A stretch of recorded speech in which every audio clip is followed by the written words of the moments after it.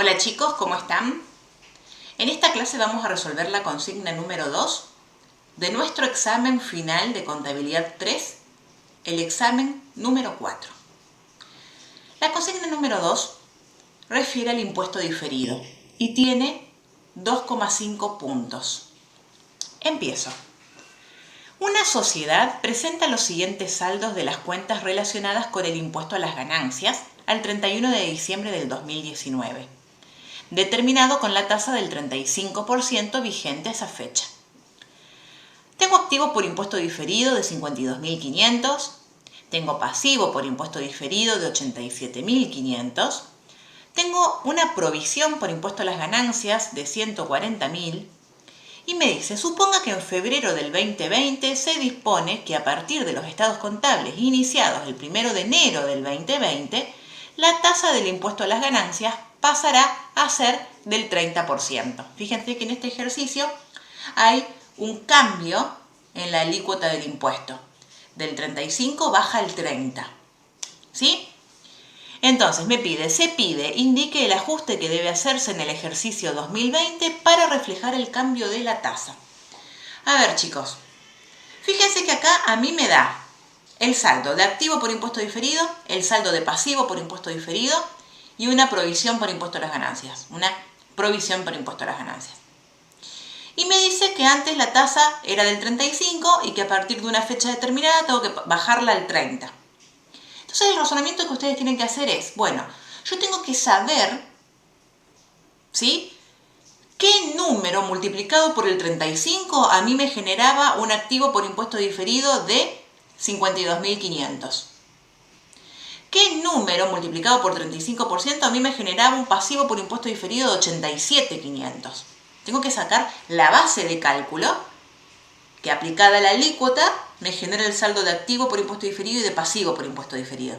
¿Por qué? Porque esa base de cálculo, que es mi incógnita, que yo tengo que ahora lograr despejarla, esa base de cálculo cuando yo multiplique por la nueva tasa, me va a dar el importe al cual yo tengo que bajar ahora los saldos de activo y de pasivo por impuesto diferido. Y eso me va a llevar a hacer el asiento. Entonces, vayan al archivo que yo les paso y miren la consigna 2 de impuesto diferido.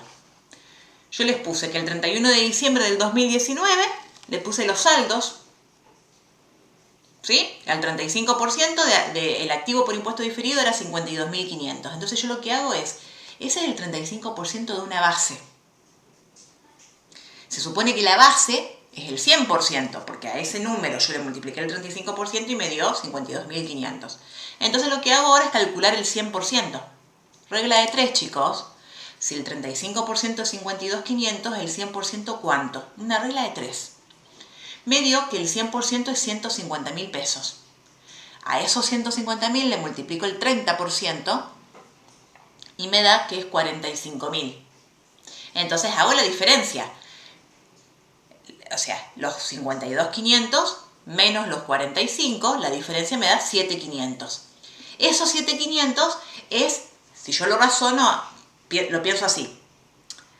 Yo tenía un activo por impuesto diferido de 52.500, porque había aplicado una alícuota del 35%. Ahora la alícuota baja el 30%. Entonces el activo por impuesto diferido tiene que bajar el saldo. Entonces, chicos, activo por impuesto diferido es un activo, otros créditos. Como todo activo, aumenta por el debe y disminuye por el haber. Entonces, como tiene que bajar el saldo en 7.500, en el asiento contable voy a hacer activo por impuesto diferido acreditando 7.500. Vamos a pensar el pasivo.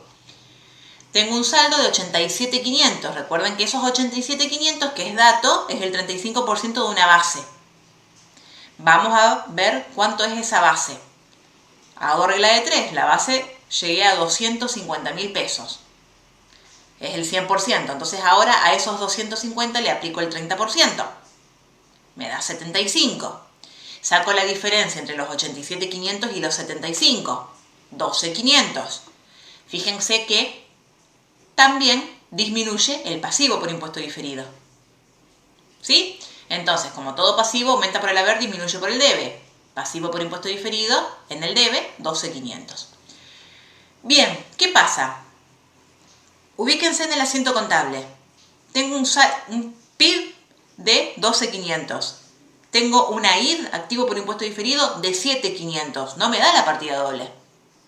Para eso yo tengo un resultado por cambio de tasa, que es el que sale por diferencia, de 5.000 pesos. En el asiento contable ustedes van a hacer la cantidad de cuentas deudoras, la cantidad de cuentas acreedoras y por diferencia van a sacar el resultado por cambio de tasa.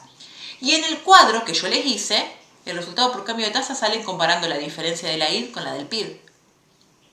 Los 5.000 pesos también lo van a encontrar en el cuadro con los cálculos. Ahí está el primer punto, sería el punto A de la consigna 2. Vamos ahora al punto B de esa consigna. Una compañía al cierre, el 31 de diciembre del 2022, aplica el método de la revaluación a un terreno cuyo saldo contable es su valor de costo. El saldo contable es el valor de costo que en su momento fue 500.000 pesos. El costo reexpresado, es decir, la cifra ajustada por inflación, es de 750.000 pesos. Los valores a esa fecha son los siguientes. Estamos hablando de los valores corrientes a esa fecha. Son los siguientes. Criterio. Valor de uso, 1.000.000. BNR, 950.000. Valor razonable, 900.000. Bien, me da 3 alternativas porque yo tengo que saber las normas contables para ver con cuál me quedo. ¿Cuál elijo? Y me dice, impositivamente se evalúan al costo. La tasa del impuesto a las ganancias es del 30%. Se pide, al cierre del ejercicio 31 de diciembre del 2022, indique A. ¿Cuál es la registración que debe realizar con el fin de contabilizar el impuesto a las ganancias con el método del impuesto diferido?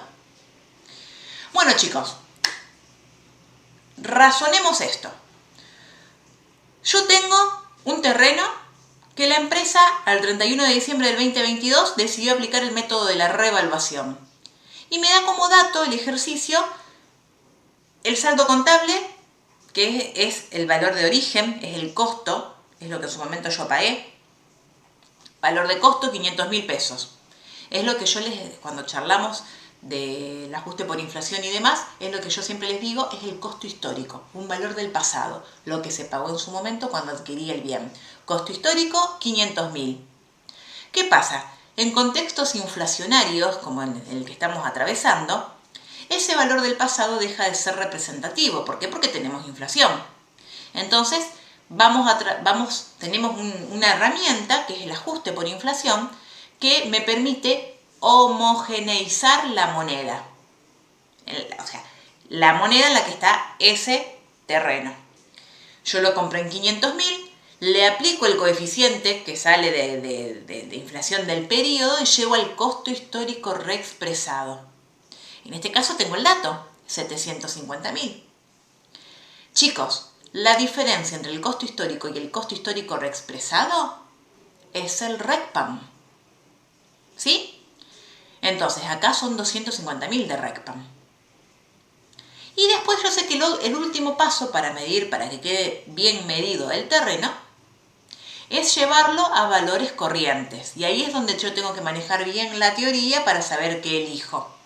Entonces, chicos, acá yo les digo, tengo que ir a la RT 17, que está modificada por la 31, al punto donde refiere justamente toda la teoría de revalúo técnico.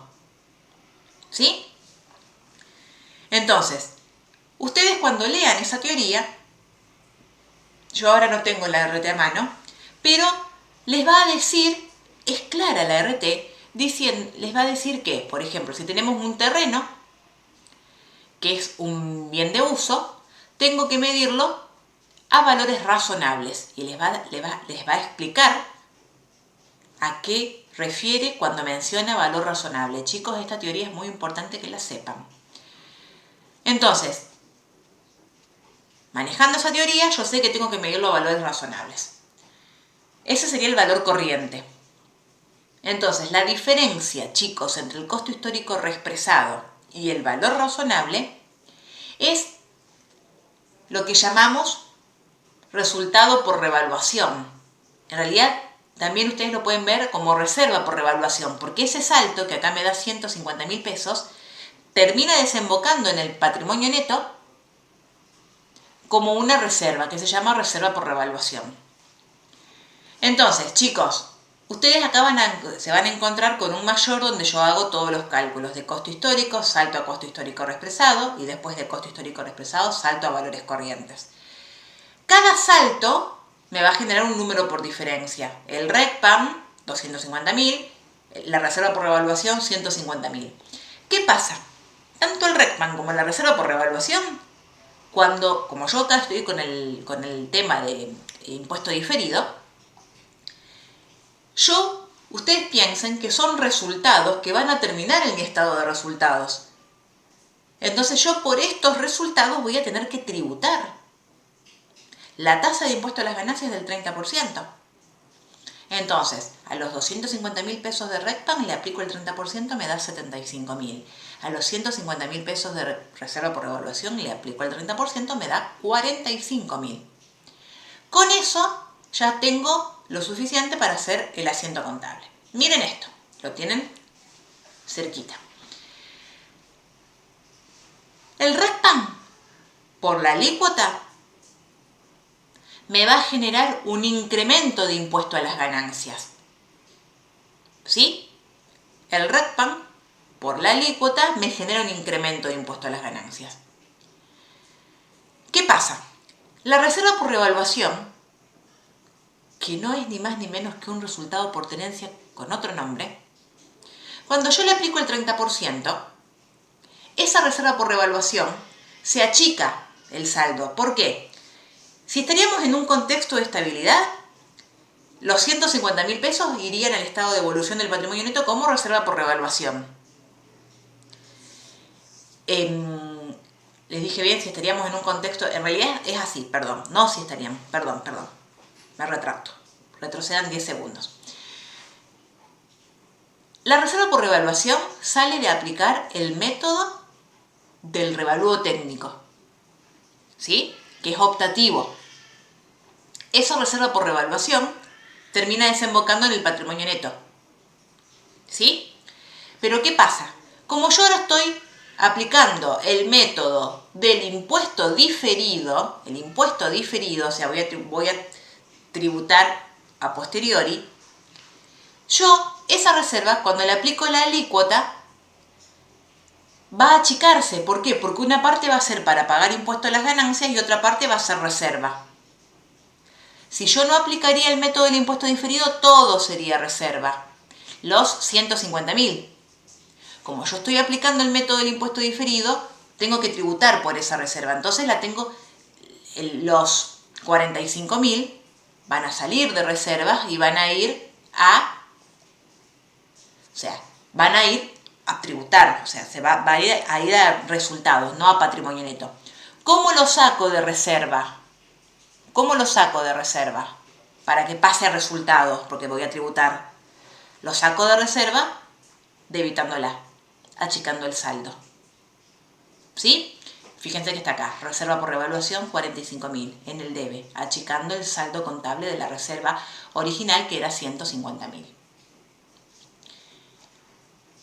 Y voy a reconocer todo esto, como esto es para tributar a posteriori, me está generando un pasivo por impuesto diferido. Che, ¿y cuándo voy a tributar? Cuando me desprenda del terreno. Por eso me genera un pasivo por impuesto diferido. ¿Sí? Este es el primer asiento. Yo quiero que ustedes lo interpreten así. Les voy a pasar ahora la idea un poquito más clara, más limpia. El RECPAM, los 250.000 pesos, el RECPAM por la alícuota del impuesto, me genera un incremento del impuesto a las ganancias, de la pérdida.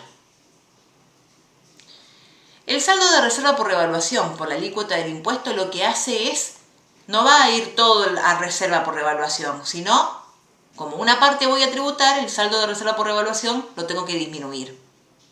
Por la otra parte tributo. ¿Sí? Y estas dos causas me generan un incremento de pasivo por impuesto diferido. ¿Por qué me genera un incremento de PID? Porque yo voy a tributar, o sea, quedo endeudado con el fisco porque voy a tener que regularizar esta situación cuando me desprenda del terreno. Cuando pase el tiempo, me desprenda del terreno. Es por eso que se desprende ese asiento que ustedes ven ahí.